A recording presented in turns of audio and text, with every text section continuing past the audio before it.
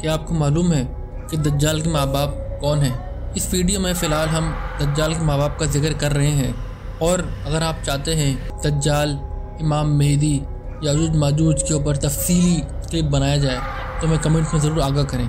आइए जानते हैं।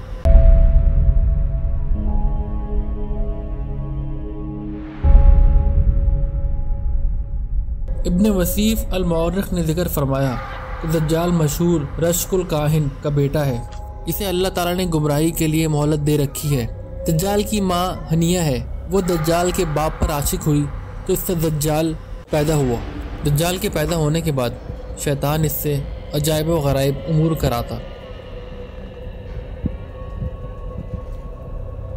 हज़रत सुलेमान अलैहिस्सलाम ने इसे कैद करके किसी जजीरे में बांध दिया।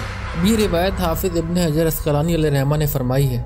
ये रिवायत कहाँ तक दुरुस्त है मैं इस हवाले से कुछ नहीं कह सकता, क्योंकि मुझे दज्जाल के माँ बाप के हवाले से किसी किताब में नहीं मिला सिवाय इस किताब के अल-अशाअत ली शरात अस्साअत, और इसको नकल करते हैं हज़रत अब्दुल रसूल बरज़ंजी, इसके मुसन्निफ़ हैं इस किताब के। तो आप कमेंट में ज़रूर बताएं अगर आपको दज्जाल, इमाम मेहदी और याजूज माजूज के हवाले से डीपली जानना हो। शुक्रिया।